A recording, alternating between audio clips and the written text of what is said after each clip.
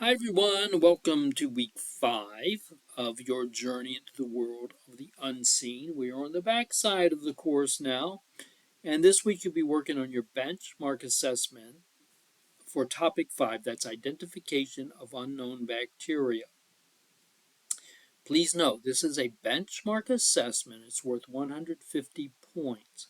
I encourage you to review the rubric. I provided the link, and it's in. If you go to the topic T5 and you look under benchmark assessment, you'll see a little link at the top right corner. It'll say rubric.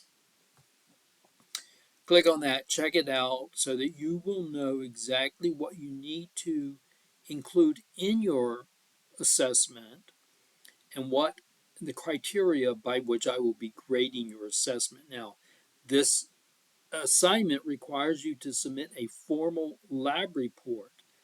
If you've never done a lab report like that, I posted a template in class resources and also a student example from one of my classes in the past. It's not a perfect report by any means, but it is a great example and will give you an idea of how to put your lab report together. So check that out in class resources.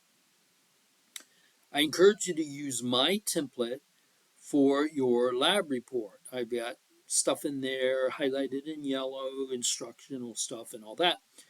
Of course, you want to get rid of that stuff, and it's a Word document, so you can just type in your own information. You can do it that way, and it's all laid out just the way it should be in your submission. However, when it's a Word document, so when you submit, though, save it as a PDF, and you're going to save it using the convention your name, first name, dot, last name, underscore, the title of the lab, which is identification of unknown bacteria. Everybody's lab is going to be titled identification of unknown bacteria. Don't make up something fancy. Okay, this is just straightforward formal lab report. So no fluff, no pretty bows here, just identification of unknown bacteria. That's your title. Okay, so this assignment is due in 2 weeks. It is due Sunday, the 27th of July, 11:59 p.m. GCU time. Do not wait until Sunday, July 27, to try and put this thing together. There's too much involved. It's going to take too much time, and because you get 2 weeks, there are no extensions at all on this assignment. Okay, you can start outlining it today or this week, and then you can fill in the major details next week, like that. Remember to save it as a PDF before you submit.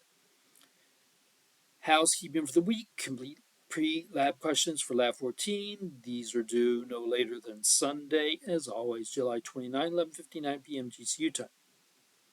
Make your initial discussion post and substantive peer responses no later than Friday. That's this Friday, July 18, 11:59 p.m. I say make your substantive peer responses before Friday. That just gives you, if you do this a couple during the week or every other day or whatever, you can.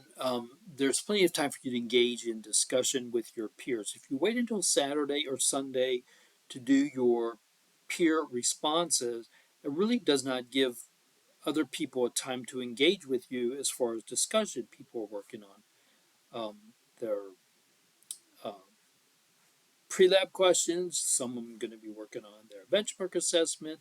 Usually by Saturday evening and certainly by Sunday, everybody who has engaged in discussion during the week is done with discussion. So they're not even going to take time to respond to you. That reminds me, if you're waiting until Saturday or Sunday to do your peer responses, follow-up questions are great to ask during the week, and it gives people time to consider things and do research and continue the discussion.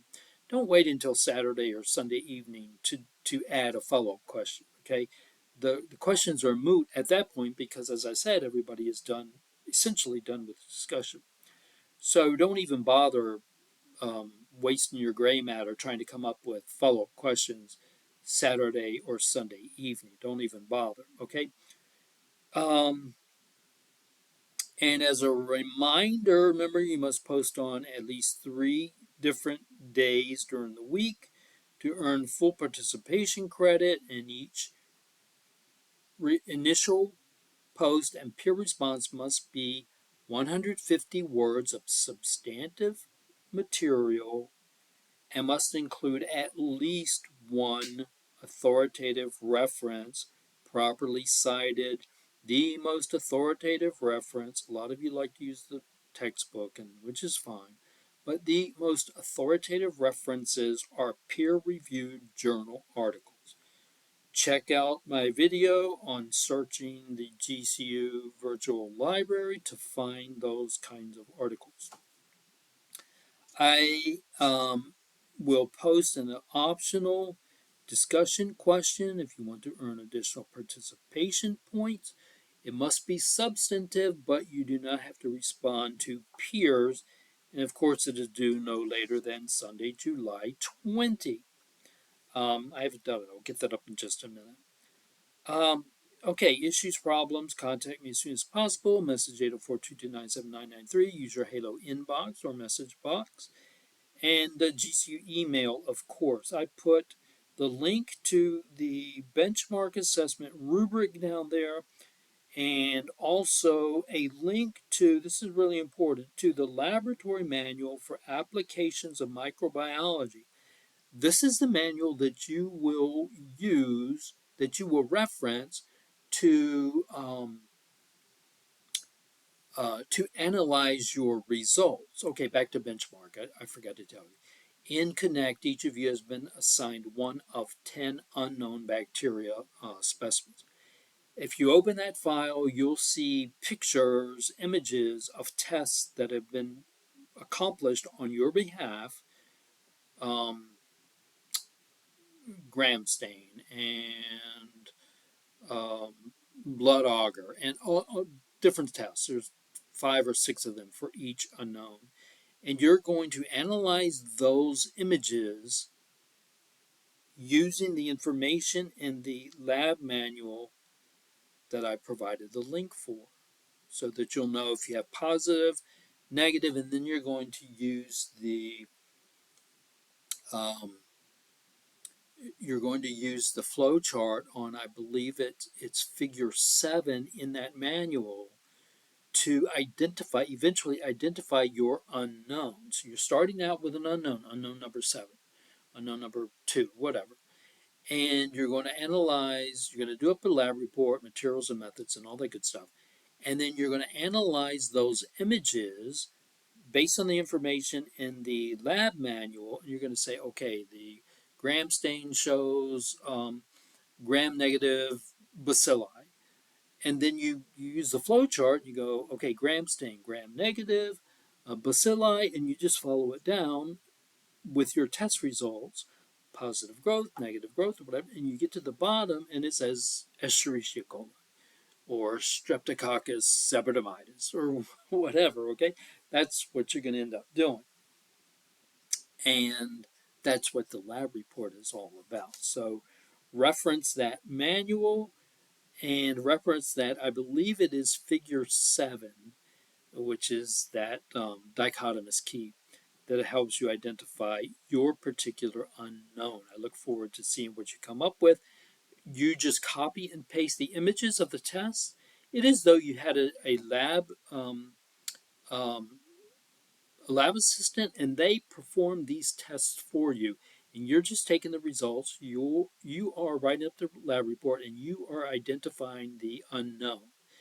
Just copy and paste those images, right, from your unknown file and put them into your lab report. Okay, that's all you're going to do. You don't have to finagle anything. You don't have to sketch anything. I think the rubric says sketch, but just copy and paste those images. Okay, and put those into your lab report. All right, and that's what you do for that. Again, let me know if you have any questions or comments. Sorry, and we'll go from there. Okay. That's all I have. Let me know what's going on. Have a great rest of the week.